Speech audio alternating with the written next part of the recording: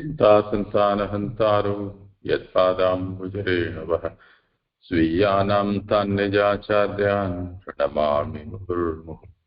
यदनुग्रहतो जन्तुः सर्वदुःखातिगो भवेत् तमहं सर्वदा वन्दे श्रीमद्वल्लभनन्दनम्। अज्ञानतिमिरान्धस्य ज्ञानाञ्जनशलाकया चक्षुरुन्मीलितं येन तस्मै श्रीगुरवे नमः। नमामि हृदये शेषे लीलाक्षीराब्धिशायिनम् लक्ष्मीसहस्रलीलाभिः सेव्यमानं कलानिधिम्। चतुर्भिश्च त्रिभिस्तथा षड्भिर्विराजते योऽसौ पञ्चधा हृदये मम।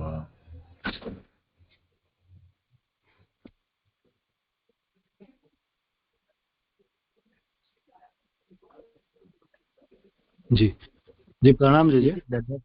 जी कल के विषय में एक प्रश्न था, पहले ले लूं? हाँ बोलो। जी ये 161 पेज है ना, उसमें नीचे से तीसरी चौथी लाइन है ना, इसलिए आदिदैविकी और आध्यात्मिकी दोनों सृष्टि भगवान से हो सकती है, तथापि सर्वेश्वर होने से भक्ति मार्ग की व्यवस्था रखने के लिए मुझे पैदा करके और अपने अंत इच्छा से ही सब आज्ञा करके मेरे रूप से ही सृष्टि का निर्माण किया। तो ये जो है, तो जैसे आदि देवी की आध्यात्मिक की सृष्टि कैसे समझनी, और ये जो बात हो रही है अभी जो आगे सृष्टि आएगी उसको आदि भौतिक की समझे, ब्रह्मा जी से हो रही है। करो समाधान। जी जी जी मुझे इसमें ऐसा समझ में आ रहा था कि भाई आगे जो दो बात आई कि भाई एक जो है वो प्रभु खुद के लिए कर रहे और दूसरी जो है वो जीव के लिए कर रहे, तो उसमें से क्या समझना। तो वो दोनों की जो बात आ रही है उसमें जो प्रभु की जो सृष्टि की जो बात है वो आधिदैवी की है और जो दूसरी जो है वो अध्यात्म की है। ऐसा मैंने सोचा था इसका, क्योंकि ऐसा लिखा है ऊपर कि क्योंकि अपने एवं जीव दोनों के भोग से उसका उपचय होता रहता है, इतने पर भी स्वरूप की अनित्यता किंवा न्यूनता नहीं आ सकती। और फिर आगे आ रहा है कि इसलिए आधिदैवी की और अध्यात्म की दोनों सृष्टि भगवान से हो सकती है।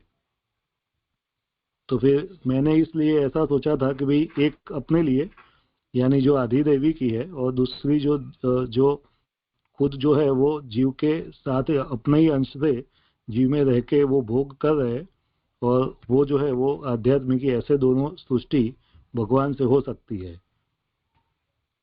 ऐसा मुझे लगा था जी। पर इसमें जो ऊपर हमने समझा तो उसमें तो ऐसा है ना कि भगवान यह जगत अपने लिए नहीं बनाते हैं, मतलब नहीं उसमें तो ऐसा है ना कि भाई प्रभु जो है वो दोनों यानी प्रभु खुद के लिए और जीव दोनों के लिए बनाते हैं। जैसे प्रभु भी उसमें ही रहकर अपने वो भी भोग कर रहे हैं और जीव के स्वरूप से भी उसका भोग हो रहा है। तो दोनों जो आनंद है वो अखिलात्मा होने से इसीलिए वो आनंद के विरोध की बात भी नहीं आती है। तो दोनों से प्रभु जो है वो भोग भी ले रहे हैं और आनंद भी ले रहे हैं। तो इसीलिए जो बात आ रही है वो पूर्ण आनंद का जो भी है वो भी पूर्ण का पूर्ण ही रहता है और उसमें भी न्यूनता भी नहीं आती है। तो ऐसे बात आई ना।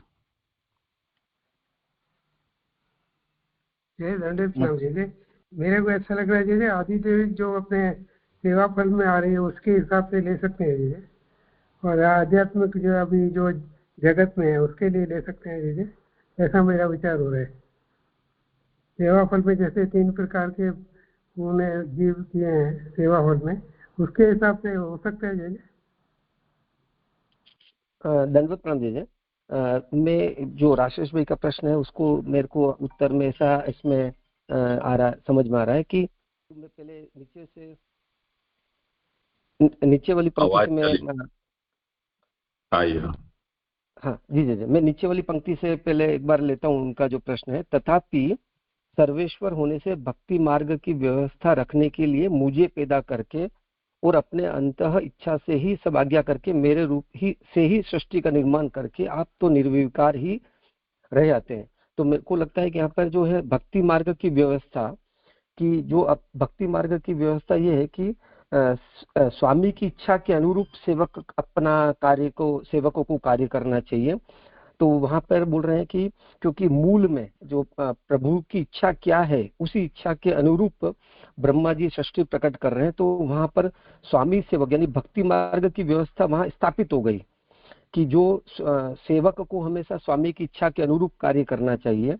वो भक्ति मार्ग की व्यवस्था रखने के लिए प्रभु ने ब्रह्मा जी बोल रहे हैं कि मेरे को उत्पन्न किया और फिर सृष्टि का निर्माण मेरे से करवाया प्रभु ने। तो इससे प्रभु ने मैंने प्रभु जो सृष्टि की करी उससे प्रभु तो निर्विकार रह ही रहे हैं। वो आपने जैसे कल भी बताया था कि निर्विकारता के स्थिति कैसे प्राप्त हो रही है, पर उद्देश्य वहां पर भक्ति मार्ग की व्यवस्था का भी हो गया।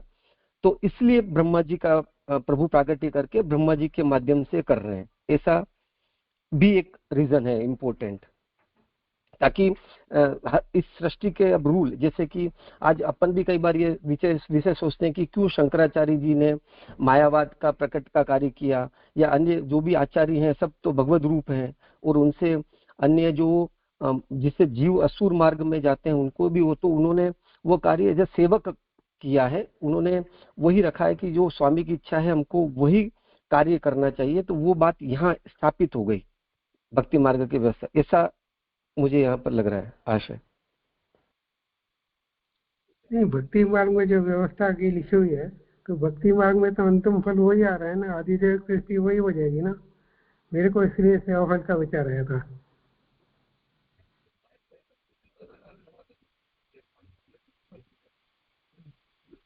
जी आप समाधान करें तो। एक तो यहाँ ये समझना है कि उभय मूल में जो पंक्ति है कि तस्मात् उभय विधा अपि सृष्टि भगवतः कर्तुम युक्ता तथापि ईश्वरत्वात् भक्ति मार्ग व्यवस्थापनाय सृष्टो माम सृष्ट्वा स्वयं कूटस्थ एव स्थितः। मूल में जो शब्द है वो उभय विधा अपि सृष्टि, दोनों प्रकार की सृष्टि भगवान को करनी चाहिए। फिर भी भगवान क्योंकि ईश्वर भी हैं, इसलिए भक्ति मार्ग को व्यवस्थित करने के लिए उन्होंने सबसे पहले मुझे सर्जा और आज्ञा देकर मेरे से ही सभी कुछ सृष्टि प्रकट करवाकर भगवान स्वयं कूटस्थ रहे, यानी जो सृष्टि प्रकट की है उससे अलिप्त से रहे। तो इस पंक्ति में उभय विधा अपि सृष्टि, दोनों प्रकार की सृष्टि भगवान को करनी चाहिए। इसमें उभय विधा का अर्थ इन्होंने तो सीधा आध्यात्मिक और क्या किया, आदिदैविक और आध्यात्मिकी दोनों सृष्टि भगवान से हो सकती है, ऐसा किया है। अब ऐसा अर्थ ठीक है कि नहीं ये विचार नहीं है, पर लेखकार वल्लभ जी ने उभय विधा सृष्टि का अर्थ किया है जड़ जीवात्मिका इत्यर्थ। भगवान ने जड़ की भी सृष्टि की है, जीव की भी सृष्टि की है। वो दोनों प्रकार की सृष्टि भगवान को करनी चाहिए थी, फिर भी भगवान ने उसको मेरे द्वारा करवाई। अब इसमें विषय जो शुरू हुआ है उसमें प्रश्न यहां से खड़ा हुआ,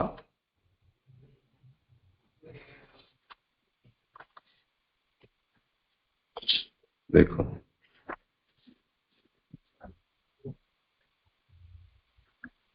कि भगवान को सृष्टि नहीं करनी चाहिए। भगवान सृष्टि करें ये ठीक नहीं है, क्योंकि प्रयोजन का विरोध आता है। भगवान को ऐसी क्या मजबूरी आ पड़ी कि उनको सृष्टि करनी पड़ी। तो सृष्टि है वो बिना प्रयोजन के हो नहीं सकती, और प्रयोजन होने पर भगवान में कुछ न कुछ अपूर्णता यानी कामना इत्यादि दोष हैं वो आ जाएंगे। उस स्थिति में वो भगवान नहीं रह जाएंगे। अब कहते हैं कि ठीक है, अगर वो प्रयोजन होता हो तो होने दो, पर ये विचार करो कि भगवान अपने लिए सृष्टि करते हैं।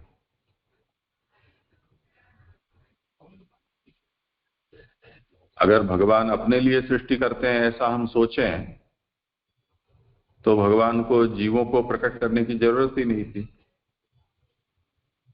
जैसे हम घर बनाते हैं, फर्नीचर रखते हैं और जो भी चीजें अपने उपभोग की होती हैं उसी को हम बनाते हैं,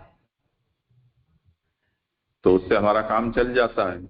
अगर हम किसी दूसरे को, यदि दूसरा कोई जीव हमारे अलावा हमारी सृष्टि में आता है तो वो भी भोक्ता बन जाएगा, तो हमारे भोग में से वो भाग पड़ाएगा।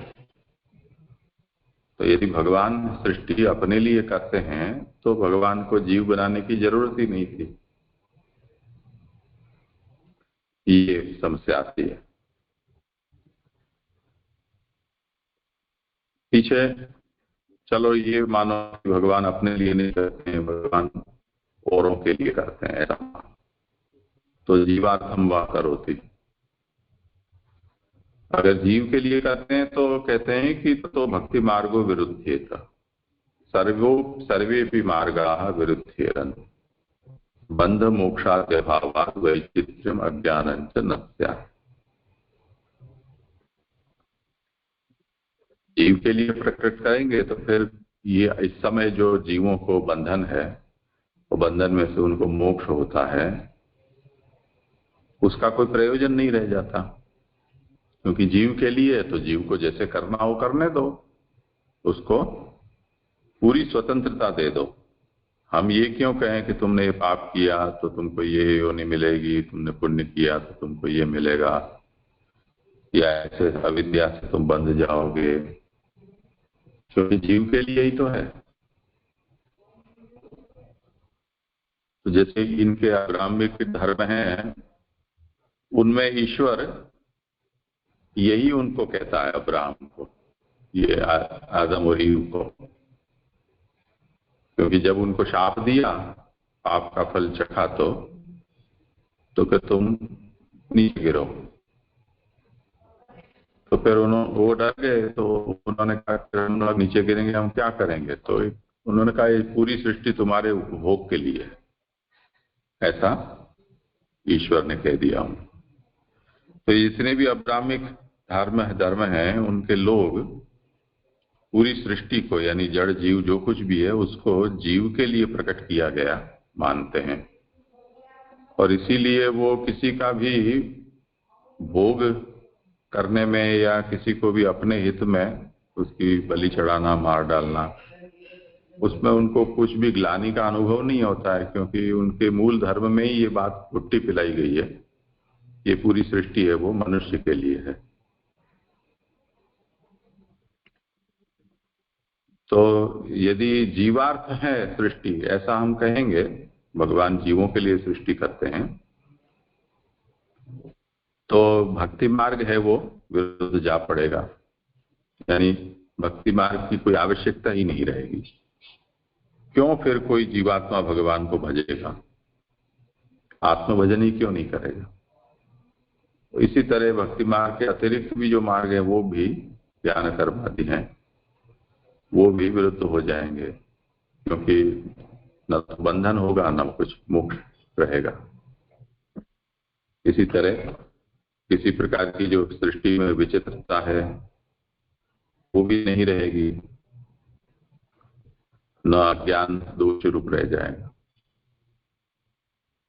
तो तीसरा विकल्प कहते हैं कि तो फिर ऐसा मानो कि उभयार्थम कर्तव्यम इति मंतव्यम, दोनों के लिए है, जीव के लिए भी है, भगवान के लिए। या जीव के लिए। अब उसमें समस्या क्या आती है कि स्वांशे स्वस्य आनंद पूर्णत्व भज्येत परार्थत्वे वैषम्य नैर्गण्य प्रसज्येयाताम्। यदि उभयार्थ है, उसमें स्वार्थ है, तो भगवान की आनंद पूर्णता है वो खंडित हो जाएगी। क्योंकि सृष्टि किसके लिए? क्रीड़ा के लिए है। क्रीड़ा क्यों? आनंद के लिए। तो आनंद पूर्ण जब हो तो आनंद के लिए सृष्टि की आवश्यकता कहाँ रह गई? बिना उसके ही आप आनंद पूर्ण हो, तो आनंद पूर्णता भंग हो जाती है। और यदि जीवार्थ मानते हैं तो वैषम्य नैर्गण्य प्रसज्येयाता, तो भगवान में विषमता और निर्गुणता आ जाती है। यानी किसी को बिना बात ही क्यों आपने हीन बना दिया, असमर्थ क्यों बना दिया, अज्ञानी क्यों बना दिया, जन्म मरणशील क्यों बना दिया, और इसी तरह किसी को पुण्य, किसी को पाप, किसी को स्वर्ग, किसी को नरक, इस प्रकार के पक्षपात और विषमता आदि सब दोष हैं वो आ जाते हैं। तो ये सब दोष न आए उसका समाधान भागवतकार देते हैं कि भगवान तो अखिलात्मा है। तो तुम्हारे ये सब प्रश्न है वो बेबुनियाद प्रश्न है। तो सबकी आत्मा या सबका स्वरूप तो भगवान ही है, और आत्मसृष्टि है न वैषम्य आदि। वो अखिलात्मा ही सृष्टि रूप होने से किसके प्रति विषमता? उससे कोई पृथक है ही नहीं। और आनंद आदि विरोधस्तु नास्ति अखिलत्वात्, भगवान आनंद पूर्ण है, उसमें भी कोई विरोध नहीं होगा, क्योंकि भगवान ही तो अखिल रूप है। तो अब क्या हुआ? अखिल रूप होने से भगवान जड़ भी हैं, जीव भी हैं, दोनों तरह से हो गए। तो तेषांच अर्थे सृष्टिश्च क्रियते उपभोगश्च संपाद्यते। तो भगवान ने जीव भी बनाए, जड़ भी बनाए। तो जीव बनाए तो ऐसे नहीं बनाए कि उनके लिए कुछ हो ही नहीं। जीव जिसका भोग कर सकें ऐसे भी पदार्थ हैं, हम सामान्यतः जड़ पदार्थ कहेंगे जिनका भोग हम करते हैं। तो इन दोनों को भी भगवान बनाते हैं। तो भोगादिना तस्यापि उपचयन करोति, भोग सिद्ध होते हैं उससे उनका भी उपचय होता है, यानी वृद्धि होती है। इसलिए उभय विधापि सृष्टि भगवतः कर्तुम युक्ता।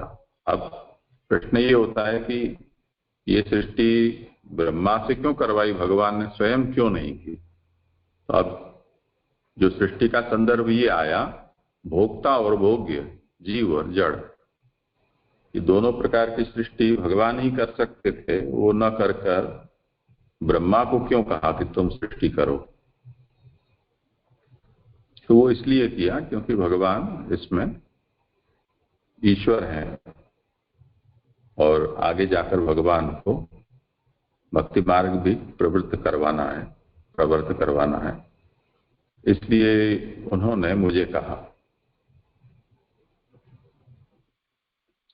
वो भगवान ब्रह्मा को पैदा करते हैं और स्वयं कूटस्थ हो जाते हैं।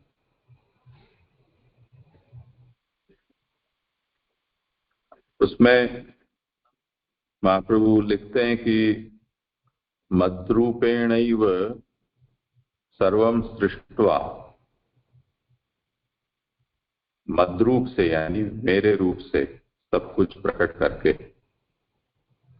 उसका अर्थ लेख क्या करते हैं कि मद्रूपेण से तात्पर्य ये है कि करणभूतेन द्वारभूतेन इति यावत्, यानी ब्रह्मा को कारण बनाया है या द्वार बनाया है सृष्टि का। उसे ऐसा क्यों बनाया है? तो उसका कारण है कि भक्ति मार्ग व्यवस्थापनाय, भक्ति मार्ग को स्थापित करना है। वो कैसे होगा? तो कहते हैं चतुर्मुखस्य भक्तत्वात्। लेखकार कहते हैं कि ये जो चतुर्मुख ब्रह्मा है वो भक्त हैं। ततः सृष्टिया, ऐसा जो भक्त ब्रह्मा है उसके द्वारा सृष्टि प्रकट होने पर भक्तानां स्वसदृश सामर्थ्य सूचनात् भक्ति मार्गस्य व्यवस्थापनम उत्तम भवति। तो भक्त जब बनाएगा तब भक्तों के अंदर भी स्वसदृश सामर्थ्य, यानी ब्रह्मा के सामर्थ्य के जैसा सामर्थ्य उससे सूचित होता है। वो सामर्थ्य का मतलब तात्पर्य यहाँ सृष्टिकर्ता कर्तृत्व रूप सामर्थ्य नहीं, परंतु जो भक्ति का सामर्थ्य है वो, तो उससे भक्ति मार्ग का व्यवस्थापन भी होगा। तो अब फिर कोई विरोध नहीं रह जाएगा। जो सृष्टि करने पर ये समस्या आएंगी, ये आशंकाएं सब उठाई हैं, उसका समाधान किया। जी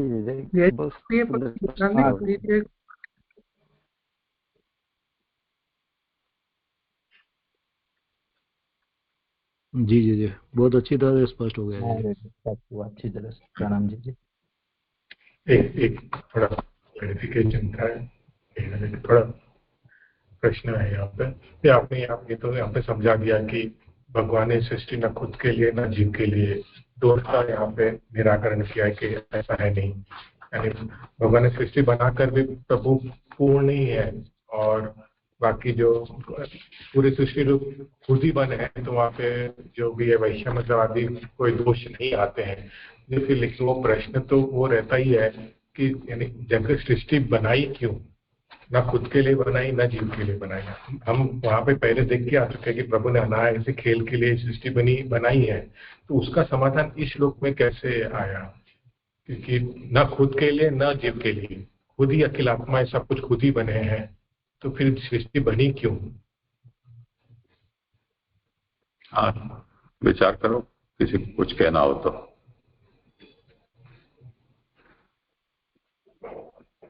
मुझे ऐसा लगता है कि जैसे जे ने अभी बताया कि अभी प्रभु जब ये सृष्टि प्रकट कर रहे हैं, तो प्रकट करने पर अभी प्रभु खुद के ही आनंद की अभिव्यक्ति, जैसे आपने भी बताया कि वो आनंद की अभिव्यक्ति हो रही है, तो आनंद को अभिव्यक्त करना है। जैसे अपन भी कई बार इसको समझ चुके हैं कि प्रभु को ऐसा था कि भी मैं अकेले कैसे रमन करूं, क्योंकि प्रभु को खुद के साथ ही खुद को रमण करने की इच्छा हुई, तो वो इसलिए लीलार्थ प्रभु ने सृष्टि प्रकट करी। लीलार्थ जब सृष्टि प्रभु ने प्रकट करी, तब वहां पर जैसे जे भी हमको समझाया कि बहुत सारे प्रश्न आ सकते हैं कि अगर प्रभु खुद के लिए करे या जीव के उद्देश्य से करे, तो फिर उस सब का समाधान हो सकता था अखिल आत्मा, जब नारद ब्रह्मा जी यहाँ पे बता रहे हैं कि वैसे उन्होंने सृष्टि प्रकट करी, यानी खुद ही सृष्टि रूप भी बने, यानी जीव जड़ रूप भी खुद बने, और खुद ही उसके उपभोग करने का भी बने। तो अब प्रभु में इस तरीके से न तो कोई प्रकार की न्यूनता का दोष आया, और खुद के ही आनंद का, यानी कि प्रभु रमण कर रहे हैं, तो वहां पर वो आनंद का अभाव था, वो भी प्रश्न खत्म हो जाएगा, क्योंकि खुद के आनंद को रिलीज करने की प्रभु की इच्छा प्रभु वो पूरी कर रहे हैं। तो इसका मतलब ये नहीं हुआ कि आनंद की वहां कोई प्रकार की कमी थी, वो आनंद को सिर्फ प्रभु ने प्रकट किया सृष्टि के रूप में, ऐसा आशय लगता है। इसलिए प्रभु ने सृष्टि, ये दोष भी नहीं रहे, और सृष्टि का प्राकृतिक का जो प्रभु का लीलार्थ है वो भी बात हो रही है, ऐसा लग रहा है। उसमें ये तो है ही, वो थोड़ा ऐड मुझे करना है कि भाई ये बात तो है कि भाई आनंदात है, और वो भी कोई प्रयोजन से नहीं है, वो ऐसे ही प्रभु ने वो सृष्टि का जो है वो रमत में ही ऐसे वो पैदा हुई है आनंद के लिए प्रभु के। लेकिन साथ साथ में तथापि सर्वेश्वर होने से भक्ति मार्ग की व्यवस्था रखने के लिए मुझे पैदा करके और अपने अंतर इच्छा से ही सब आज्ञा करके मेरे रूप से ही सृष्टि का निर्माण किया। तो ये बात भी आ रही है ना कि भाई जो भक्ति मार्ग और जो अन्य मार्ग है उसकी व्यवस्था रखने के लिए, या तो जो भक्त है उनको भी अपने साथ आनंद देने के लिए भी सृष्टि का निर्माण है। ये भी बात यहाँ पे शायद स्पष्ट रूप से आ ही रही है। तो जो आनंद जो है वो खुद के भी आनंद के लिए और भक्ति मार्ग यानी भक्तों को भी आनंद देने के लिए, इस तरीके से मुझे लग रहा है कि ये सृष्टि का निर्माण जो हो रहा है। जी जी नहीं, ये तो अभी जो दिविज भाई ने कहा ये तो समझ में आया कि ये और सृष्टि की बात है, क्योंकि जैसे हम पूर्व में भी देख चुके हैं कि यानी प्रभु को अगर खुद का आनंद लेना है तो कुछ अलग पदार्थ में उसको स्थापित करके ही प्रभु उसका आनंद ले सके। तो वहां पे तो जो पूरा स्पष्टीकरण करके आए फिर यहाँ पे फिर वापस आया कि न जीव के लिए न खुद के लिए, उसका फिर अखिलात्मा से पूरा यहाँ पे महाप्रभु जी ने समझाया। तो वही प्रश्न रहता है कि फिर वहां पे पहले तो स्पष्ट कर दिया था कि खुद के आनंद का रसभोग करना है तो कुछ किसी और में स्थापन तो करना पड़ेगा ही। फिर यहाँ पे आके वापस उसे क्यों समझाए, और फिर यहाँ पे फिर जो प्रश्न खड़ा किया वो तो फिर ऐसा कैसे ही रह गया कि सृष्टि न खुद के लिए न जीव के लिए, फिर किसके लिए?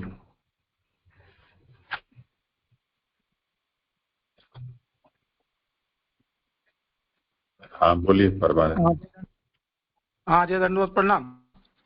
जैसे जिसमें आ रहा है कि ना तो खुद के लिए की और ना जीव के लिए की, तो जीव के लिए माने आएंगे तब जीव की होगी, तो जय उसका माने उसकी संगति कैसे लगेगी कि जैसे वो है सा एकाकी न रमता सा द्वितीय मेच्छता ये कोयम भविष्यामा, फिर इसकी संगति कैसे लगेगी जी? या तो स्पष्ट ध्वनि थोड़ी आए सा एकाकी न रमता सा द्वितीय मेच्छता।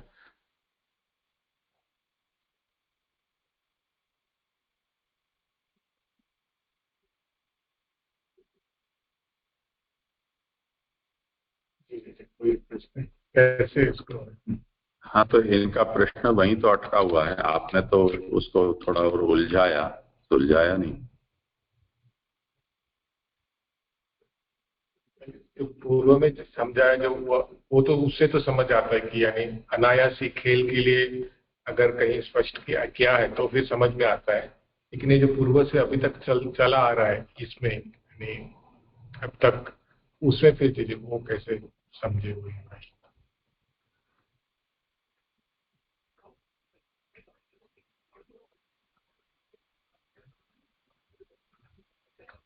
एक तो ये है इसमें ये सोचना चाहिए कि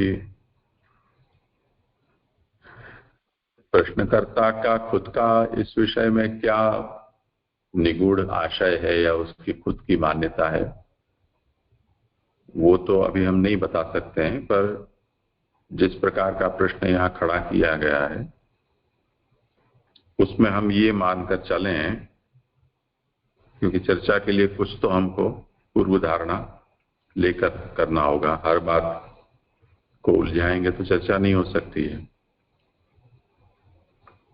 जो प्रश्न उठा रहा है वो इस बात पे तो अब स्थिर हो गया कि सृष्टि भगवान ने पैदा की है और सृष्टि पैदा हो चुकी है, तो सृष्टि हमारे सामने है प्रश्नकर्ता के और उसका कर्ता भगवान है। अब तो केवल प्रश्न ये रह गया है कि क्यों।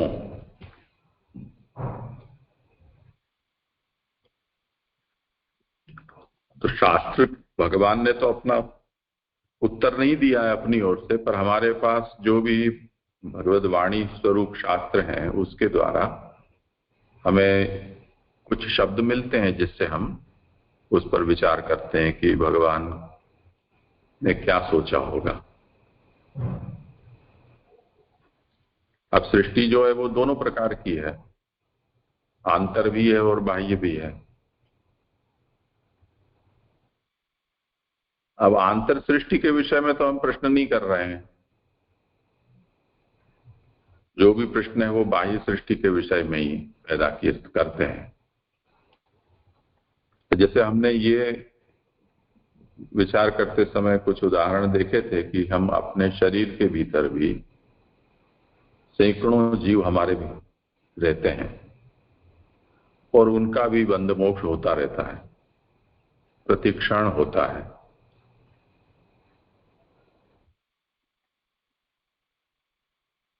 उनके रोग या उनके जीवन मरण, उनका सुख दुख, उस विषय में हम कोई चिंता नहीं करते हैं, या उसके कारण होने वाला कोई अपराध है उसका भी हम विचार नहीं करते हैं।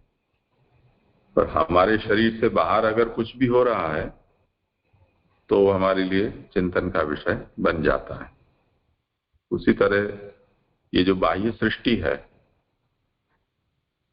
वो प्रकट की तो भगवान के ऊपर सैकड़ों सवाल खड़े कर दिए। आंतर रमण जब तक भगवान कर रहे थे तब तक किसी को कोई प्रॉब्लम नहीं थी।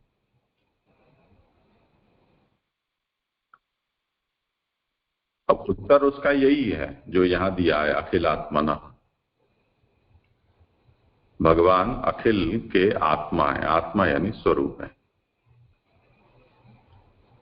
तो शास्त्रार्थ प्रकरण में भी आचार्य शरण इसका यही समाधान देते हैं, ब्रह्म सूत्र में भी उसका यही समाधान दिया गया है कि आत्मसृष्टिर न वैषम्यम नैर्घृण्यम चापि विद्यते। आत्मसृष्टि होने से वैषम्य और नैर्घृण्य का कहीं कोई प्रसंग नहीं है, क्योंकि भगवान से पृथक कुछ हो तो भगवान किसी के प्रति क्रूर हुए या पक्षपाती हुए ऐसा आक्षेप हो सकता है।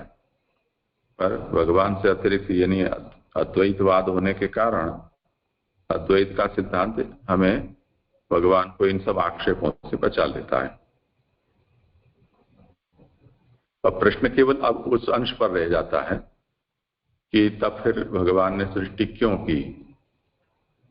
तो एक उत्तर, उसका उत्तर ये है कि जैसे आनंदमय भगवान को कहते हैं, आनंदमयोभ्यासात्,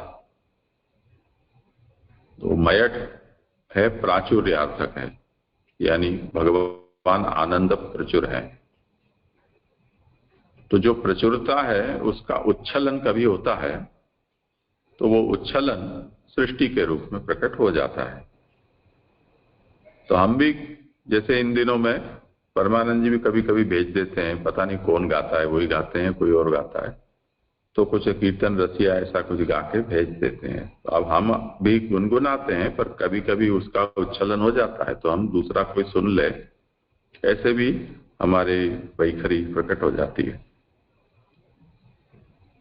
हम स्वयं सिद्ध करके सामग्री ठाकुर जी को आरोगाते हैं, हम भी महाप्रसाद लेते हैं, कभी कभी हम उसको और वैष्णवों को बांटते भी हैं, तो ये उच्छलन हो गया उसका। ऐसा सभी विषय में समझना चाहिए। तो वो आनंद का भगवान का उच्छलन है और उसके भीतर आनंद ही उसका कारण है, और कोई प्रयोजन उसके अलावा खोजना नहीं है। तो उस उच्छलन को ही यहाँ शास्त्र में लीला या क्रीड़ा शब्द से कहा गया है कि वो क्रीडार्थम आत्मनः इदम त्रिजगत कृतन्ते, उन्होंने अपनी क्रीड़ा के लिए ये त्रिजगत की रचना की है, उसी को लीला कहा जाता है। अनायासेन हर्षात् क्रियमाणा चेष्टा लीला, ऐसे। तो ये जो उत्तर है वो उत्तर हम मनुष्य जब किसी अपूर्णता के कारण या हमारी कोई कमी के कारण कोई कार्य में प्रवृत्त होते हैं, उस तरह से कोई प्रयोजन ये लीला या क्रीड़ा वो उस प्रकार का कोई प्रयोजन है ऐसा नहीं है। पर अब क्योंकि भगवान ने सृष्टि, उसका उत्तर हम इस तरह से दें कि क्रीड़ा के लिए, तो क्रीड़ा भी एक प्रयोजन हो गया ना, तो इसका तो कोई उपाय नहीं है, क्योंकि क्रीड़ा और कोई प्रयोजन नहीं है। इस बात को कहने के लिए क्रीड़ा शब्द का या लीला शब्द का प्रयोग हम कर रहे थे। अब उसको आप प्रयोजन बना दोगे तो बक्षिते भी लशुने न शांतो व्याधि, ऐसी स्थिति यहाँ हो जाएगी। तो ऐसा यहाँ नहीं समझना चाहिए कि भगवान ने किस प्रयोजन से ये सृष्टि की है और प्रयोजन कुछ है नहीं इसलिए भगवान सृष्टि नहीं करता है। एक एक्सट्रीम ये ले लेते हैं मायावादी जिस तरह से कि जो निर्गुण ब्रह्म है उसमें तो कोई प्रयोजन संभव नहीं है, तो माया सृष्टि कर देती है, तो माया के द्वारा सृष्टि हो जाती है। इसी तरह सांख्य वाला जो पुरुष है वो भी निष्क्रिय है, तो प्रकृति ही सब सृष्टि करती है, तो ईश्वर सृष्टिकर्ता नहीं है, सृष्टि उसके ऊपर आरोपित है, ऐसा मायावादी और सांख्यवादियों का मत निकलता है। पर वो तो वेदांतियों को ग्राह्य नहीं हो सकता है, आस्तिकों को। पर खैर यहाँ तो मूल ये सब विचार इसलिए खड़ा किया गया है कि चाहे जीवार्थ हो या भगवद अर्थ हो, सृष्टि हो, क्रीड़ा के लिए हो, कुछ के लिए हो, भगवान ने खुद नहीं करके और आपको क्यों आगे किया, ये यहाँ प्रश्न खड़ा किया गया और उसका समाधान यहाँ विचार किया है। जी जी जी, ठीक है, अच्छी तरह स्पष्ट है। जी जी स्पष्ट है। जी जी, तो आगे लूं जी अभी। जी, तो अभी हमने ये कल जो है वो 17वें श्लोक देखा था, उसके पहले 15 और 16 जो श्लोक था उसमें सब पदार्थों का वस्तु तत्व प्रभु ही है, भगवान ही है, उसका विचार किया। और फिर उसके बाद में कल 17वें श्लोक में हमने ये यद विज्ञानम के द्वारा जो 4 प्रश्न किए थे उसके उत्तर 4 श्लोकों में आ रहे हैं। उसमें से जो पहला जो श्लोक था उसमें ऐसी समझ देने वाला कौन है, यानी कि ब्रह्मा जी को ये जो सृष्टि जो ब्रह्मा जी कर रहे हैं उसका ज्ञान या तो ऐसी समझ देने वाला कौन है, तो उसका उत्तर ब्रह्मा जी ने यहाँ पे दिया कि भाई जो प्रभु जो है वो ही नारायण भगवान ही अपनी दृष्टि से प्रेरित होके उनके ही ज्ञान से ये जो पूरी सृष्टि है वो मैं पैदा करता हूँ, जगत को वो मैं पैदा कर रहा हूँ। ये उसका उत्तर जो है वो ब्रह्मा जी ने ये श्लोक में दिया। तो ये जो है वो कल हमने 17वें श्लोक किया था। उसके आगे अब 18 और 19वां जो श्लोक है उसका आभासार्थ मैं ले रहा हूँ कि आभासार्थ इस तरह सामान्य रीति से भगवान ही सबका आधार एवं नियंता है, यह तथा मैं भी भगवदात्मक हूँ, यह कह चुके। तो ये जो बात है वो आई कि भाई सामान्य रीत से भगवान ही सबका आधार भी है, नियंता भी वही है, और मैं यानी कि जो ब्रह्मा जी है वो भी भगवदात्मक ही है, भगवान ने ही अपने कार्य के लिए सृष्टि के लिए पैदा किए हैं। पर इसका कारण व प्रकार पूछना है, किस प्रकार से भगवान ब्रह्मा को और अन्य पदार्थों को बनाता है, अथवा एक ही स्वरूप में शास्त्रीय और शासक भाव कैसे हो जाता है, यह पूछता है। तो अब जो 18 और 19 में जो श्लोक है उसमें ये बातें आ रही है कि भाई ये जो ब्रह्मा जी को भगवान जो है वो ब्रह्मा जी को और अन्य पदार्थों को कैसे किस प्रकार से बनाते हैं, और वो जो बनाते हैं उसमें वो स्वरूप में शास्त्रीय और शासक का भाव कैसे आता है। तो ये जो है उसका उत्तर अभी 18 और 19 में श्लोक में दे रहे हैं। श्लोक ले रहा हूँ। सत्वम रजस्तम इति निर्गुण्यस्य गुणास्त्रयः स्थिति सर्ग निरोधेषु गुहिता मायया विभोः।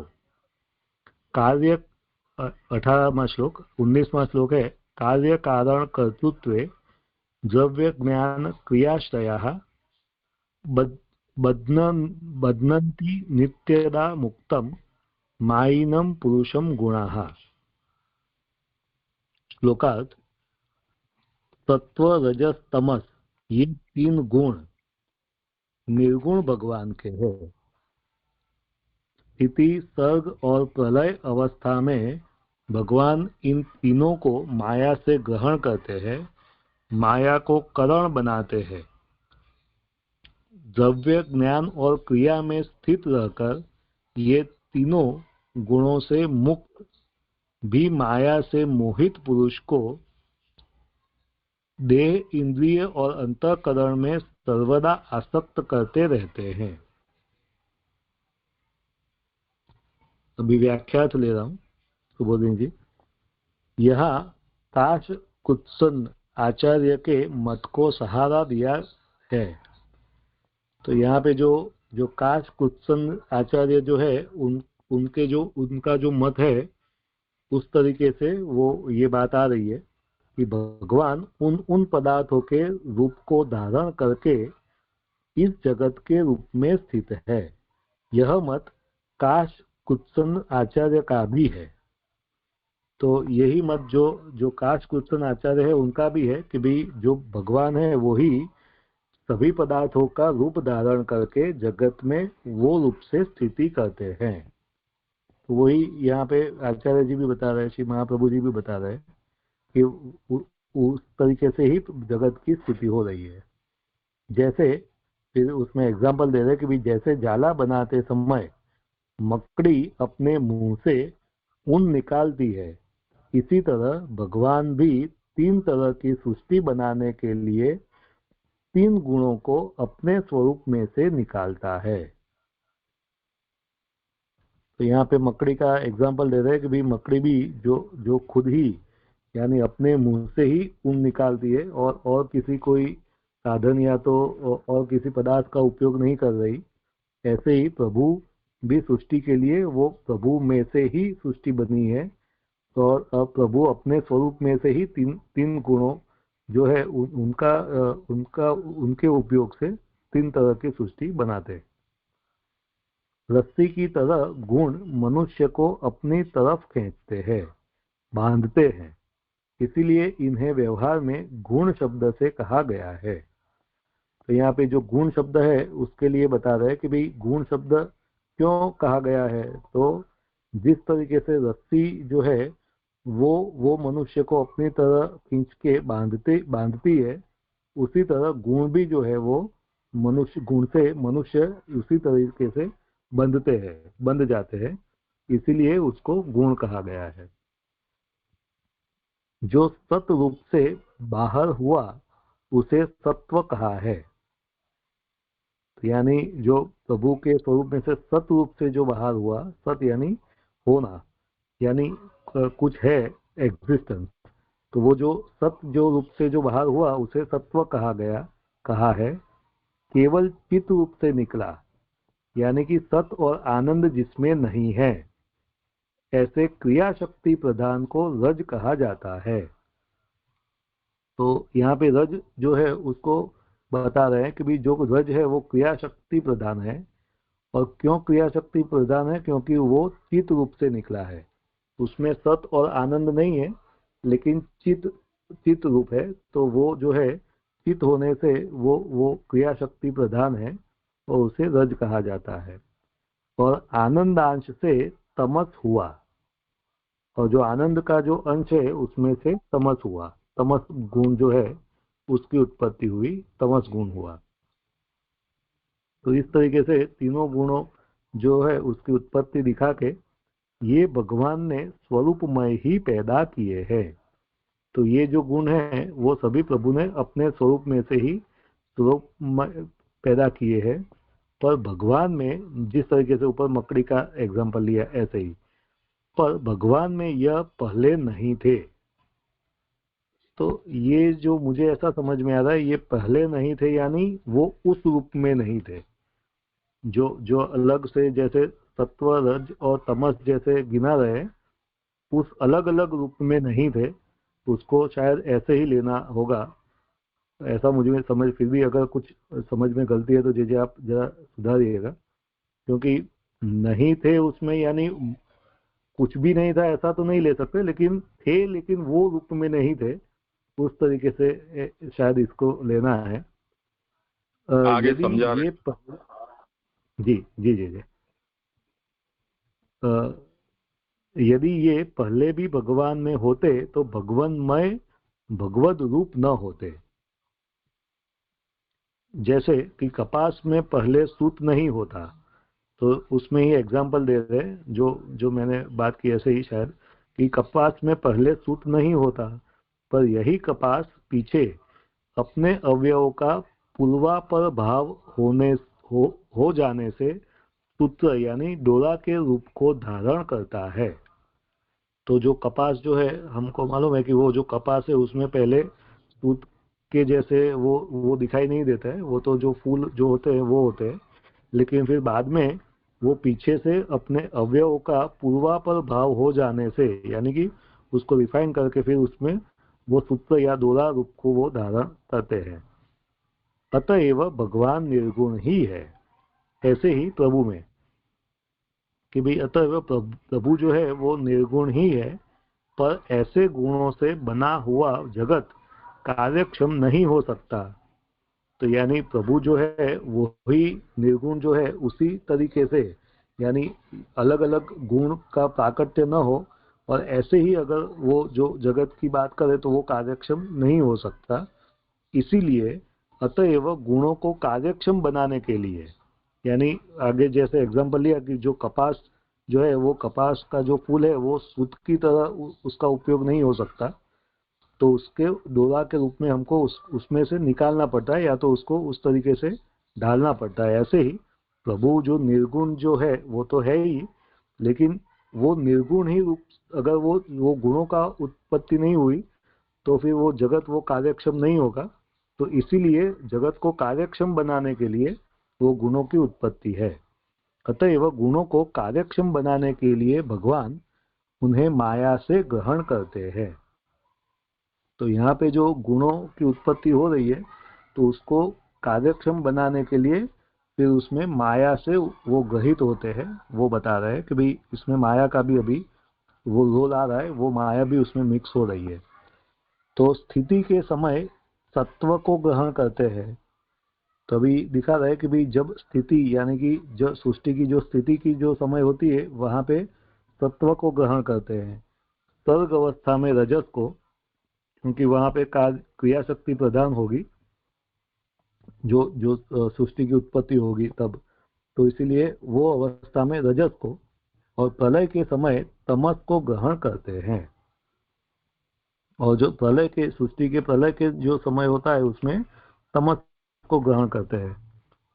जैसे चरखे पर से उतरा हुआ सूत कार्यक्षम हो जाता है, इसी तरह माया में होकर निकाले हुए सत्व आदि भगवदीय गुण स्थिति आदि कार्य के योग्य हो जाते हैं।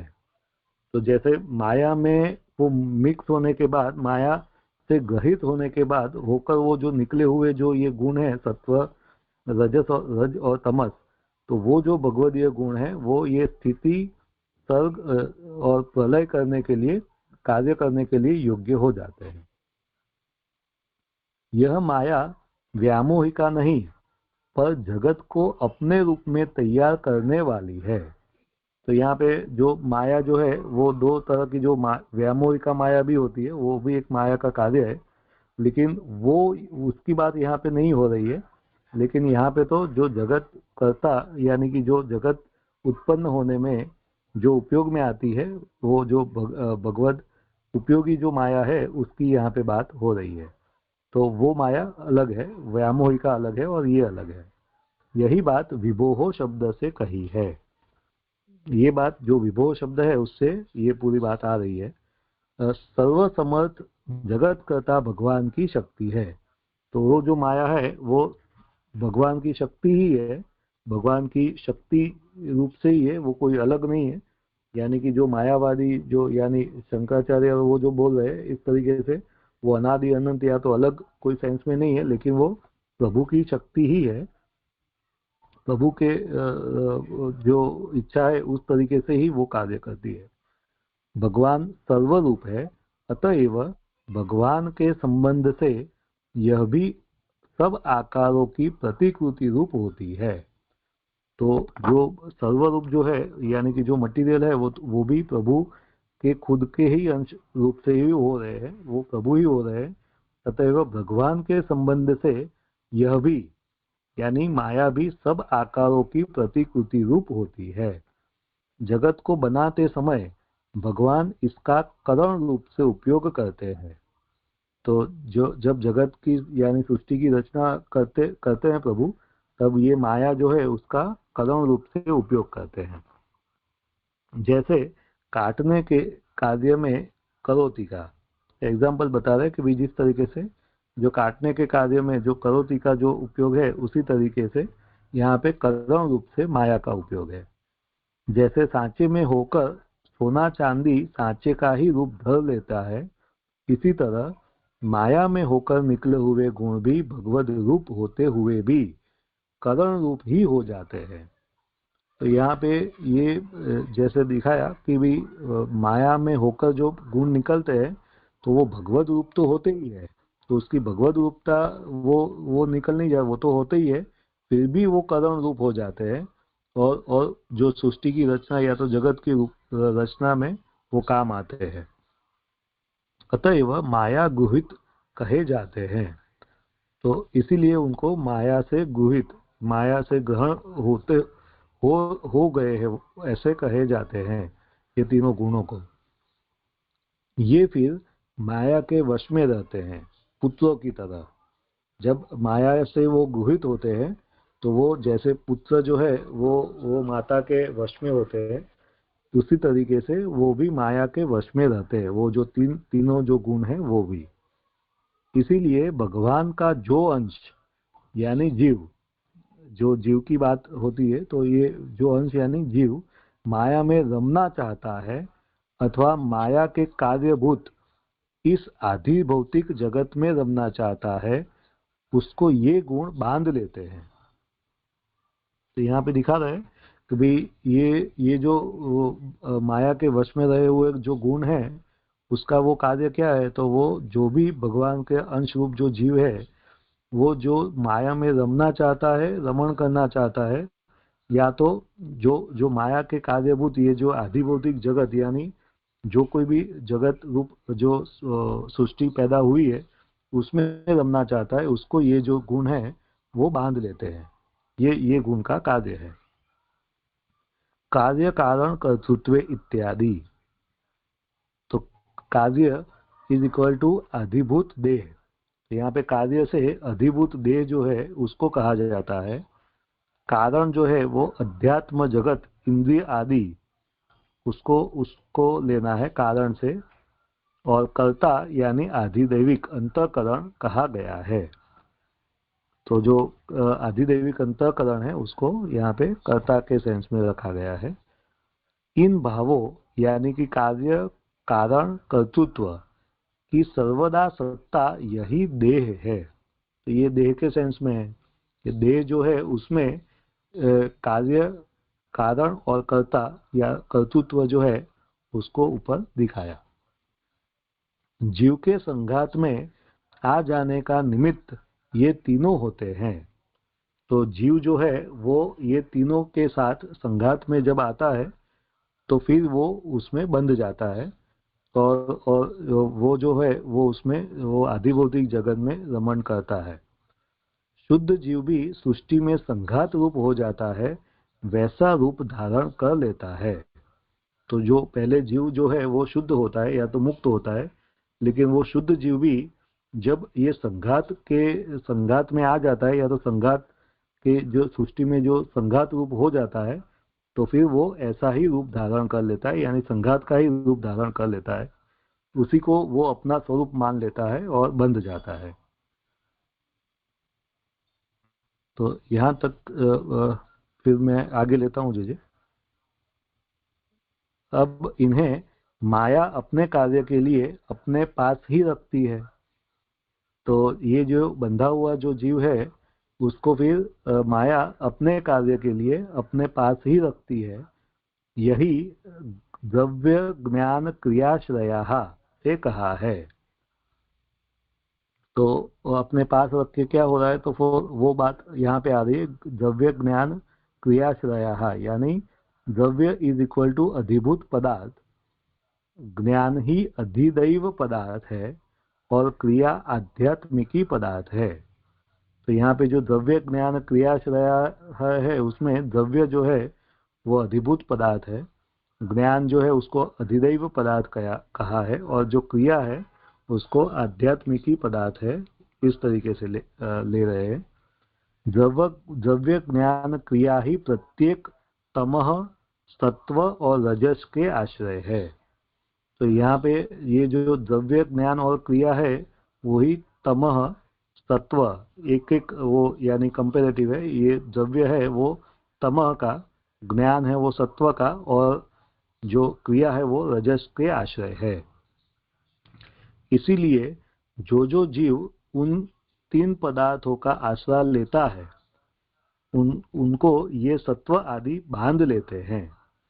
तो जो जीव है जो पहले वो मुक्त था, लेकिन अगर वो जीव ये तीन पदार्थों का आश्रय लेता है तो उसको ये सत्व आदि जो गुण है सत्व रजस तमस वो बांध लेते हैं। द्रव्य का अभिमान आने पर तमस बांधता है। वो कैसे होता है ये प्रक्रिया? तो अगर जीव को द्रव्य का यानी कि जो देह है उसका अभिमान होने पर तमस बांधता है, ज्ञान की आसक्ति होने पर सत्व बांध लेता है। तो अगर उसको ज्ञान की आसक्ति हो गई या तो ज्ञान का अभिमान हो गया तो उसको सत्व जो गुण है वो बांध लेगा, और क्रिया का अभिमान होने पर रजोगुण बांधता है। पर अगर उसको क्रिया का अभिमान हुआ तो जो रजोगुण जो है वो बांध लेते हैं। तो इस तरीके से वो पूरी तरीके से वो ये तीनों से बंध जाता है। जीव आध्यात्मिक आदि भाव को छोड़कर शुद्ध चैतन्य स्वरूप में आ जावे, बस गुण ये होने नहीं देते। तो ये बंध जाने से अगर जीव इस तरीके से तीनों गुण से बंध जाता है तो वो जो है वो आध्यात्मिक आदि भाव को छोड़कर शुद्ध चैतन्य स्वरूप में नहीं आता है। वो गुण ये जो है वो उसको ऐसे करने नहीं देते, यानी कि वो जो जीव है वो फिर गुण में ही रमण करता है और उससे बाहर नहीं आता। वो जो गुण है वो उसको बाहर आने नहीं देते। सर्वदा उन्हें आध्यात्मिक आदि भावों में ही फंसाए रहते हैं। वो उसको उसमें ही रखते हैं, बाहर नहीं आने देते। माया से संबंध रखने मात्र से यह उनका बंधन होता है। तो ये जो माया से उसका संबंध हो गया, वो संबंध रखने मात्र से, यानी कि उसने ऐसा सोचा कि मैं जो है वो रमण करूं माया में या तो जो प्रभु की जो सृष्टि है उसमें, तो उससे फिर वो संबंध रखने मात्र से ही उसका ये बंधन हो जाता है। और बंधन जो होता है वो गुणों से होता है, वो आगे बताया। यद्यपि माया से संबंध भगवान भी करते हैं पर भगवान का बंधन नहीं होता। तो जो माया है वो तो प्रभु के साथ भी बंधी हुई है, या तो उसका संबंध भगवान से भी है। तो फिर शंका उठा भी तो फिर जैसे जीव बंध जाता है तो वैसे ही भगवान जो है उस पर भी माया का वो बंधन चलेगा। तो बोल रहा है कि नहीं, भगवान उससे बंधते नहीं है, भगवान का बंधन नहीं होता। क्यों? तो भगवान माया को कार्य मात्र के लिए कारण रूप से ग्रहण कर उसे स्वतंत्र नहीं होने देते। तो जो भगवान है वो तो माया को कार्य मात्र के लिए ही लेते हैं, उसका कारण रूप से ही उपयोग करते हैं, या तो उसका कारण यानी कार्य के लिए ही ग्रहण करते हैं।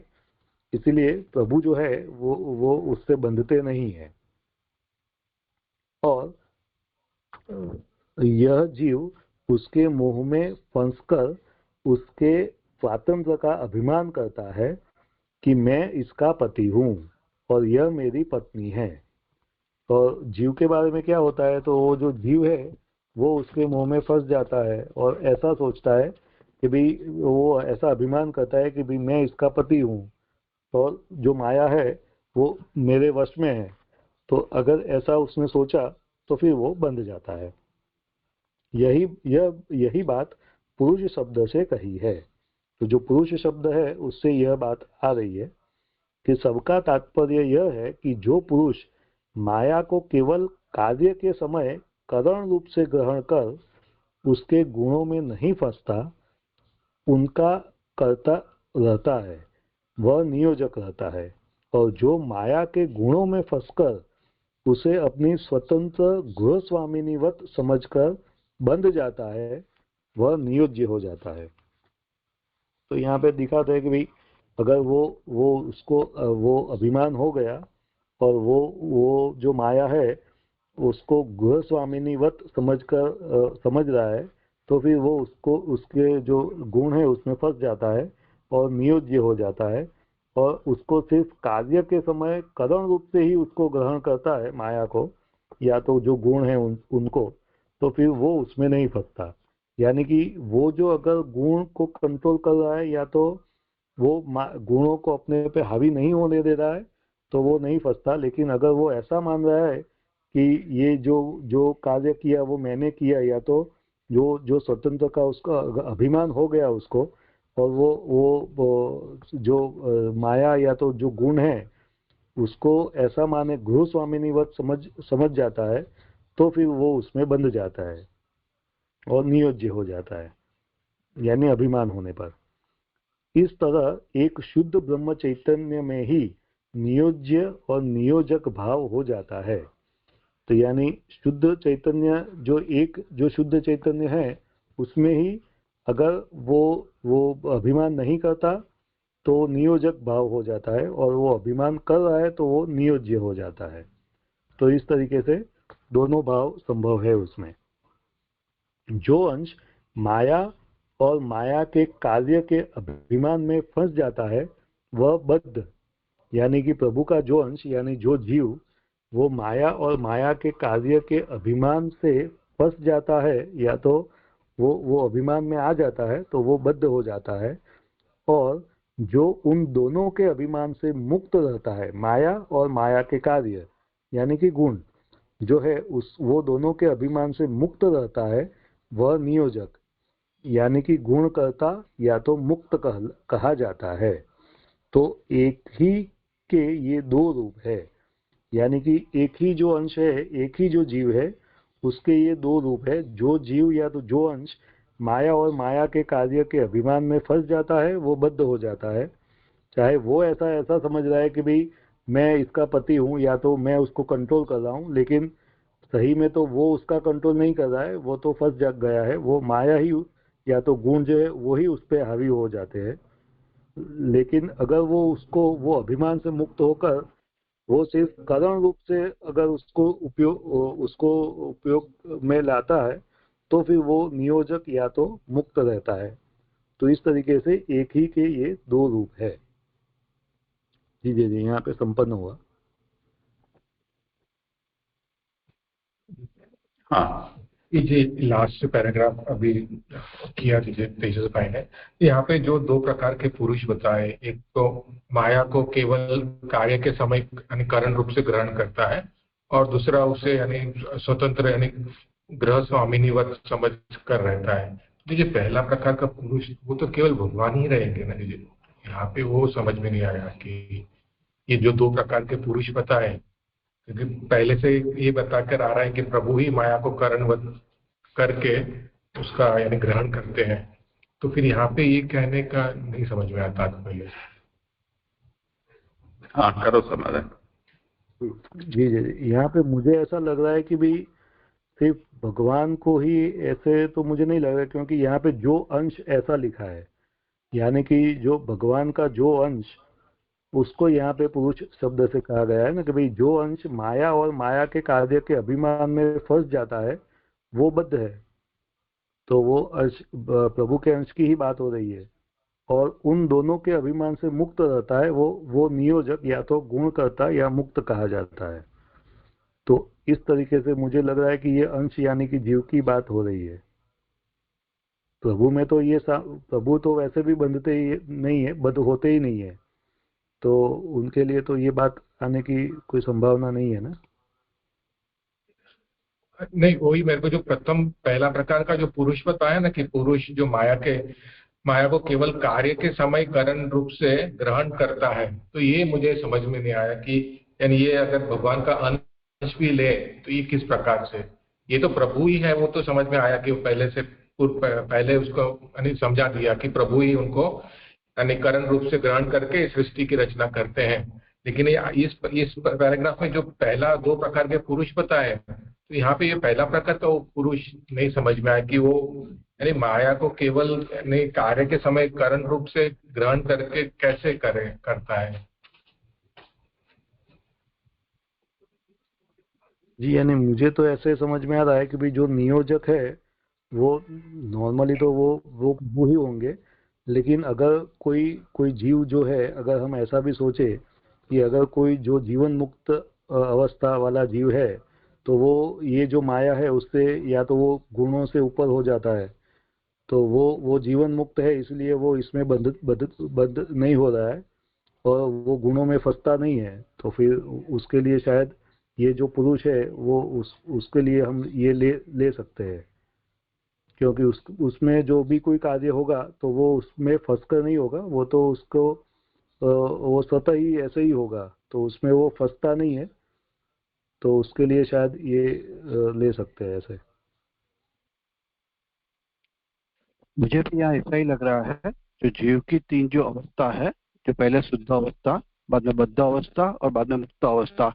बद्ध अवस्था तक तब वो माया और में फंस जाता है, और जब बद्ध अवस्था से वो मुक्त अवस्था में जा रहा है तभी वो ये माया से वो नहीं फंस रहा है। तो वो जो है वो जो पहला पुरुष है वो वहां पे वो जीव की बात कर रहे हैं, भगवान की बात नहीं कर रहे, ऐसा लग रहा है यहाँ पे। वो तो लेकिन किस प्रकार, जैसे कि माया को कारण रूप से, यानी अभी जैसे कि तेजस भाई ने समझाया कि वे जीवन मुक्त है, तो अभी उसे कुछ कार्य करने हैं, यानी सत्व रजतम आदि जो भी गुण प्रकट होंगे उस कार्य में, वो यानी वो माया को कारण बना के ऐसे लीजिए, यानी उसमें न फंस कर उस प्रकार के वो जिस प्रकार के कार्य करेगा उसमें हमको सत्व रजतम दिखाई देगा, लेकिन वो उससे ऊपर है, ऐसे समझना है। मुझे ऐसा लगता है माया उस पे हावी नहीं हो रही है। नहीं, वो समझ में आया, माया उस पे हावी नहीं हो रही है। नहीं, वो समझ में आया कि माया नहीं, मुझे ये समझना है कि ये जो बताया ना कि माया को यानी कार्य के समय कारण रूप से ग्रहण करके, ये समझना। सारे 19 श्लोक का जो अर्थ है ना वो देख लो। ये तीन गुण निर्गुण भगवान के हैं, परंतु स्थिति सर्ग और प्रलय अवस्था में भगवान इनको माया से ग्रहण करते हैं, माया को कारण बनाते हैं। तो इसका मतलब क्या हुआ कि एक इंस्ट्रूमेंट के रूप में भगवान माया का उपयोग करते हैं। तो भगवान माया के नियामक हो गए, माया नियम्य हुई, तो भगवान माया के अधीन नहीं रहेंगे, माया भगवान के अधीन रहेगी। अब उसका रिवर्स करते हैं कि द्रव्य ज्ञान और क्रिया में स्थित रहकर ये तीन गुण मुक्त भी माया से मोहित पुरुष को देहेंद्रिय और अंतःकरण में आसक्त करते रहते हैं। तो इसमें क्राइटेरिया क्या है माया से मुक्त रहने का या रह सकने का और माया से बद्ध हो जाने में? तो यहाँ ये कहा ना कि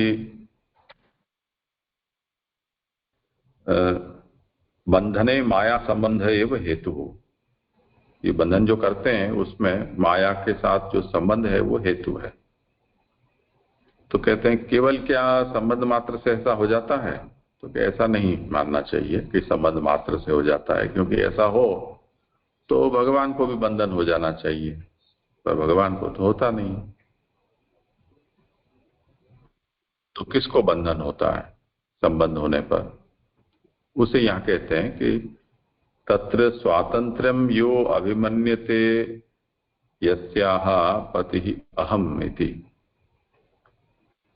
जो व्यक्ति ऐसा समझता है कि मैं इसका पति हूं, ये मेरी भार्या है, इस तरह का जो संबंध माया के साथ स्थापित करता है तो उसको बंधन होता है।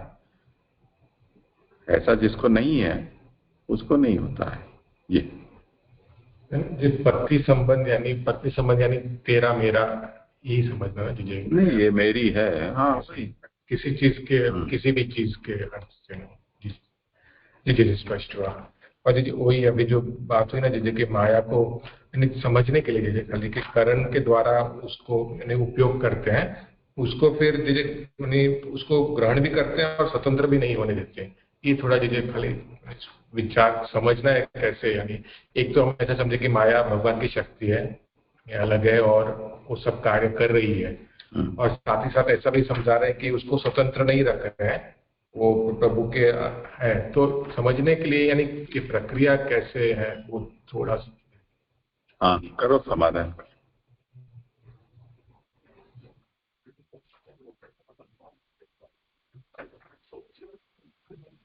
इसका क्रम था। ठीक है सर। आवाज नहीं आ रही है तेज।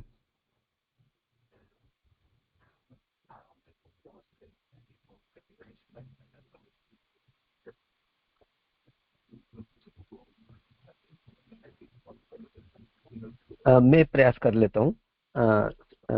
यहाँ पर जो आपका प्रश्न है कल्पेश भाई, कि भगवान माया को कार्य मात्र के लिए कारण रूप से ग्रहण कर उसे स्वतंत्र नहीं होने देते।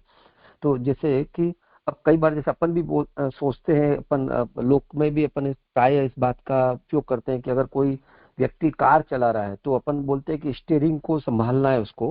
तो यानी कि जो कार को अगर खुद चला रहा है और एक कार उसको चला रही है, तो दोनों में बहुत फर्क है। स्वतंत्र होकर यानी व्यक्ति जब उसके ऊपर यानी अपना वो रखता है, अधिकार रखता है उस।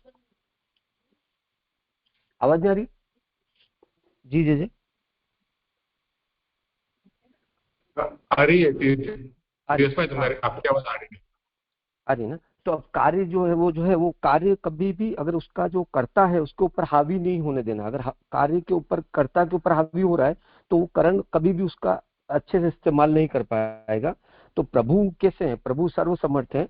तो महाप्रभु जी यहाँ पे हमको ये बता रहे हैं कि जो प्रभु जब करण रूप से इस्तेमाल कर रहे हैं उसको स्वतंत्र नहीं होने देते। क्योंकि स्वतंत्र अगर माया व्यवहार करेगी तो फिर क्या होगा कि वो माया अपनी इच्छा से कुछ और कार्य करेगी, जो प्रभु की इच्छा के अधीन होकर कार्य कर रही है वो माया। अब वो कारण है, यानी अब जिस तरीके से प्रभु उसका उपयोग करना चाहते हैं उसी तरीके से वो माया उपयोगित हो रही है।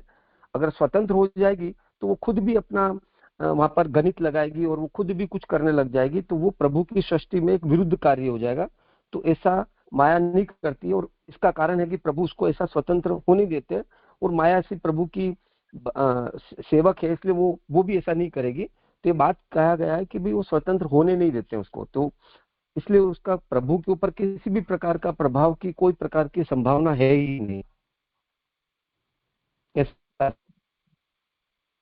जी जी जी, वो कार के एग्जांपल से समझ में आया कि अलग भी है और कंट्रोल भी है, दोनों ऐसा इस प्रकार। जी जी, स्पष्ट। हाँ जी धन्यवाद। हाँ बोलिए। हाँ जी, जैसे यहाँ ये बात आई कि जो जीव उन तीन पदार्थों का आसरा लेता है उनको ये सत्यवादी बांध लेती है, माने सत्य रज और तम। तो ये तम और रज की तो बात समझ में आती है। तो चूंकि जो सत्य में पहुंचता है तो सत्य में पहुंचने के बाद फिर वो मोक्ष का अधिकारी बनता है, यानी अब वो कब वो वहां से निकलेगा ये तो उसके ऊपर डिपेंड है, लेकिन सत्य में पहुंचने पर तो मोक्ष होगा ना जी। तो चूंकि हम कह रहे हैं कि सत्यवादी बांध लेती है, तो मैं केवल सत्य को ले रहा हूँ, मैंने रजतम की तो बात मान ली। तो सत्य मैंने ये चीज कैसे लेना चाहिए जी? इस बाल बोध में भी ये बात है। हाँ बिल्कुल, करें समाधान।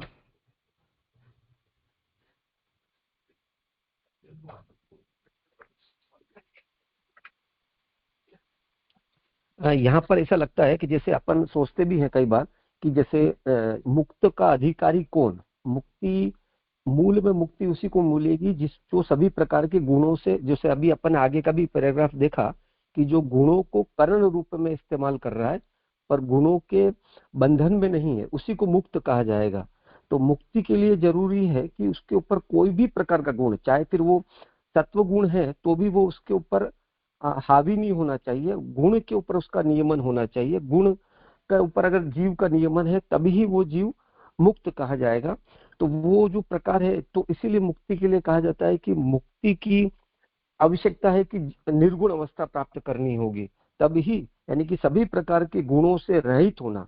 अब वो गुण जैसे जीवन मुक्त अवस्था भी है तो उन समय वो गुणों को कर भी रहा है, तो गुण को इस्तेमाल कर रहा है, गुण उसके ऊपर हावी नहीं है। तो सत्व गुण जो है, जो ज्ञान अवस्था, इसलिए उसको भी बोला जाता है कि ज्ञान का भी अहंकार हो सकता है किसी को, और वो सत्व गुण सत्व अवस्था है, वो भी इसी कारण से वो अहंकार उत्पन्न कर सकती है ज्ञान का, और वो बद्ध अवस्था ही है उसकी। वो उसकी मुक्त अवस्था नहीं कहलाएगी। ज्ञान प्राप्त हुआ लेकिन अब उसको सत्व गुण से ऊपर जाना पड़ेगा, उस गुण को भी उसको छोड़ना पड़ेगा, तभी वो मुक्त कहा जाएगा। नहीं, ये बात आपकी मान ली। माने सत्य में तो वो है ना, वो भजन सेवा आदि तो कर रहा है, अब उसमें अहंकार आ जाए या अभिमान हो जाए तो बात दूसरी है। लेकिन यहाँ पे मुझे ऐसा लग रहा है शायद सत्व की बात कर रहे हैं कि सत्व भी बांध लेता है, क्योंकि तीनों गुणों की बात हो रही है। अहंकार के अहम के कारण या अभिमान के कारण बंधे, वो तो ठीक बात है कि भाई उसको ज्ञान का अभिमान हो गया।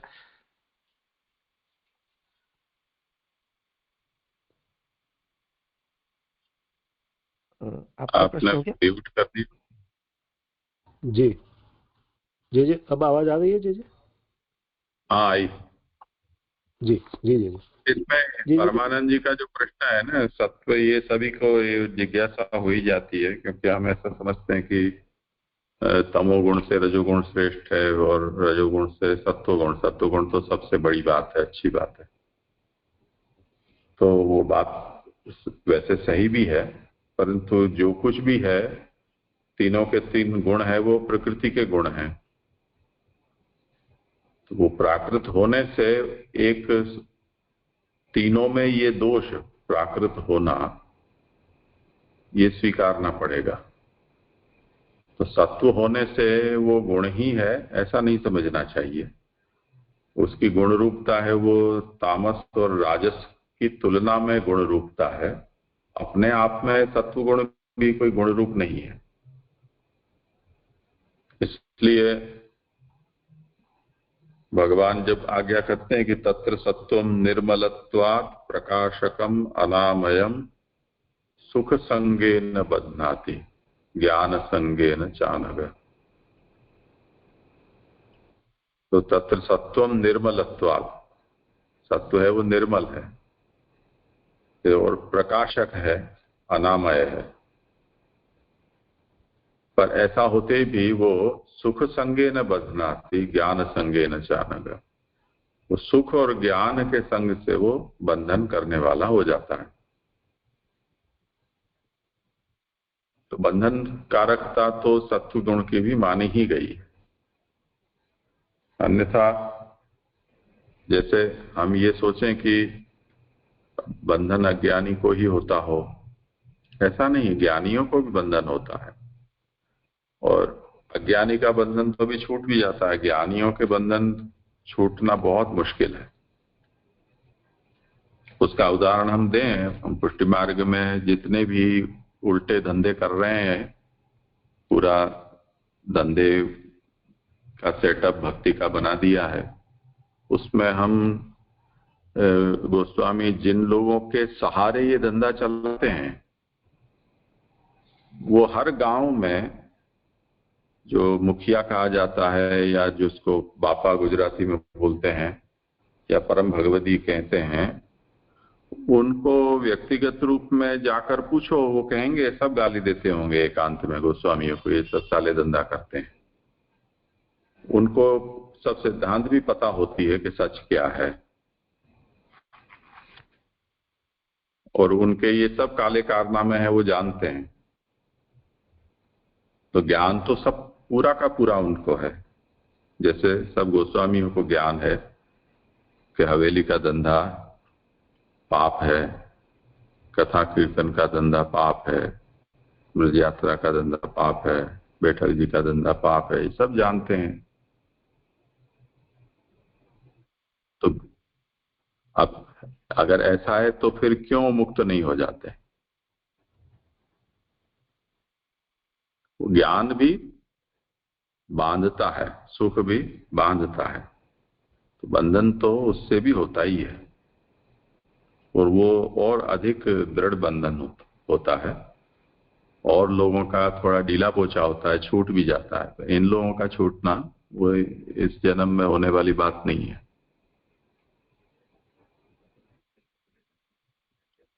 जी जी जी जी जी जी जी जी जी एक क्वेश्चन था, ये 163 पेज पे, यहाँ पे ये जो बीच में ये बात आ रही है कि इसलिए भगवान का जो अंश यानी जीव माया में रमना चाहता है अथवा माया के कार्य इस आदि भौतिक जगत में रमना चाहता है, उसको ये गुण बांध लेते हैं। तो यहाँ पे जो लाइन है उसमें ऐसा लग रहा है कि जैसे जीव की ये स्वतंत्रता हो कि जो रमना चाहता है उसको बांधते हैं, जो रमना नहीं चाहता है उसको नहीं बांधते। तो इसमें ये स्वतंत्रता की जो टोन आ रहा है वो स्पष्ट करना था कि ऐसे जीव को स्वतंत्रता है या वो तो बंध ही जाता है ना माया से, वो थोड़ी अपने खुद से ऐसे मना कर सकते हैं नहीं मुझे नहीं बंधना है, ऐसा तो है नहीं शायद। तो ये समझ में नहीं आ रहा है मुझे। किसी को विचार करना हो तो। जी मेरे को यहाँ ऐसा लगता है कि जो जीव है, मतलब जैसे अभी आगे भी बात आई थी कि वो खुद को भोक्ता समझ ले। प्रभु जगत के भोक्ता प्रभु हैं, अपन प्रभु के भोग्य हैं, पर जिसमें ये भोक्ता का भाव आता है तो भोक्ता का भाव स्वतंत्र ही अवस्था में आ सकता है कि किसी को ऐसा लगे कि भी मैं इसका भोग कर सकता हूँ, मैं भोग कर रहा हूँ, तो वो बंधा हुआ है। तो वो क्योंकि भोक्ता का भाव आएगा तो वो स्वतंत्र रमण के उसके अंदर बात चल रही है कि भी मैं रमण कर रहा हूँ, क्योंकि उसमें वो भोक्ता का भाव आ गया है। उस संदर्भ में मेरी बात लग रही है मुझे। यानी ऐसा लग रहा है कि भी जो मुक्त जीव जो भगवान का जो अंश है, यानी शुरुआत में तो वो जीव मुक्ति होता है, लेकिन जब भी जैसे ही वो माया के संबंध में आता है तो वो अविद्या से ग्रसित हो जाता है। तो आप जो बात बता रहे हैं वो तो चलो बाद की बात है, लेकिन वो तो एक बार तो बंध जाता ही है, अविद्या तो लगी जाती है ना उसमें, तो उसके लिए कोई और ऑप्शन है नहीं। तो वो उसमें उसको ऐसे यहाँ पे कैसे समझे ऐसे?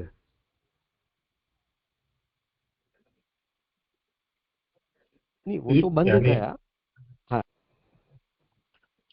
जी, यहाँ पे जो बात हो रही है यानी वो जो शुद्ध अवस्था के बाद जो बद्ध की बात, यानी देखा हमने कि जो शुद्ध बद्ध और मुक्त, तो शुद्ध के बाद तो बद्ध जीव बद्ध तो बंधित हो जाता ही है, उसके बाद की बात आ रही है। बंधने के बाद अगर माया में रमना चाहता है यानी तो वो फंसेगा, अगर नहीं रमण करना चाहता है माया में तो वो निकल जाने मुक्त रह सकेगा। लेकिन जब शुद्ध के बाद शुद्ध के बाद बद्ध अवस्था तो सबकी होती ही है, ऐसा नहीं। ये जो आ रहा है वो उसके बाद की अवस्था की बात हो रही है। ठीक, समझ गया, हो गया समझ। हाँ जय जय धन्यवाद। जी जी, इसमें भी वो एक पंक्ति ऐसी आई जो आगे देखा ना ऐसा कि इस तरह भगवान भी तीन तरह की सृष्टि बनाने के लिए तीन गुणों को अपने स्वरूप में से निकालते हैं। और आगे ऐसा आया कि स्थिति के समय सत्व को ग्रहण करते हैं, सर्ग अवस्था में रजस को और प्रलय समय में तमस को ग्रहण करते हैं। तो सृष्टि की जो तीन अवस्था है, स्थिति, सर्ग और प्रलय, उस टाइम पे प्रभु अलग अलग गुण को ग्रहण करते हैं। तो फिर इसको कैसे समझे, जैसे तीन तरह की सृष्टि और तीन गुण? यानी मुझे इसमें यानी आपका क्वेश्चन में शायद नहीं समझा, क्योंकि यहाँ पे जो तीन तरह की सृष्टि है तो इसके लिए ही तो वो तीन गुण बताए ना कि भाई अपने स्वरूप में से ही वो तीन गुण निकालते हैं और वो तीनों गुण से वो सृष्टि किस तरीके से कौन सी स्थिति में या तो कौन सी अवस्था में ये तीन जो गुण है उससे क्या कार्य होता है वो वहाँ पे बता रहे हैं कि भाई स्थिति के समय सत्व को ग्रहण करते हैं तो सत्व गुण जो है वो प्रधान रहता है स्थिति के समय में, सर्ग अवस्था में रजस जो है वो प्रधान रहता है और प्रलय के समय में तमस को ग्रहण करके वो प्रधान रहता है। तो उस तरीके से वो जो पूरी सृष्टि है वो चल रही है। तो शायद मैं ऐसा लग रहा है, शायद आपका कोई क्वेश्चन अलग हो तो आप जरा स्पष्ट करिए।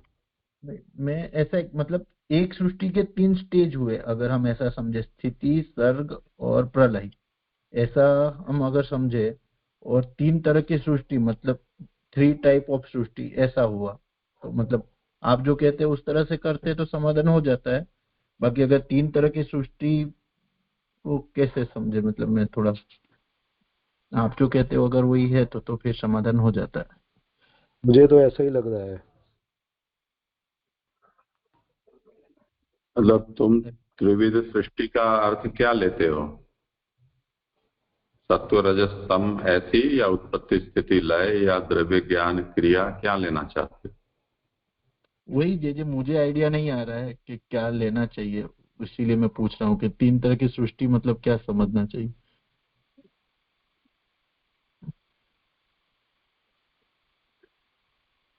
मुझे ऐसा लग रहा है कि मतलब हम 3 आगे देखें तो भगवान मतलब ये जो सृष्टि आई तो एक भगवान जो सृष्टि में बंधते नहीं है उस तरह से लेना है, या फिर जो आपने 3 गिना है उस तरह से लेना है कि द्रव्य ज्ञान क्रिया या सत्व रजस तमस, मतलब 3 तरह की सृष्टि थोड़ी समझ नहीं आई वो पंक्ति। हाँ, तो ये 3 गुणों की ही तो सृष्टि लेना चाह रहे हैं ना, इसलिए भगवान के जो सच्चिद आनंद है वो एक एक गुण के रूप में प्रकट होते हैं। वही जो 3 गुण है वही उत्पत्ति स्थिति का लय का रूप ले लेते हैं। अच्छा, हाँ जी, उत्पत्ति स्थिति लय में भगवान के सत्व रजस और तम। हाँ हाँ जी, स्पष्ट हुआ। प्रणाम जी। आगे जे मेरा ही क्रम है करने। अच्छा, कल ले लेंगे।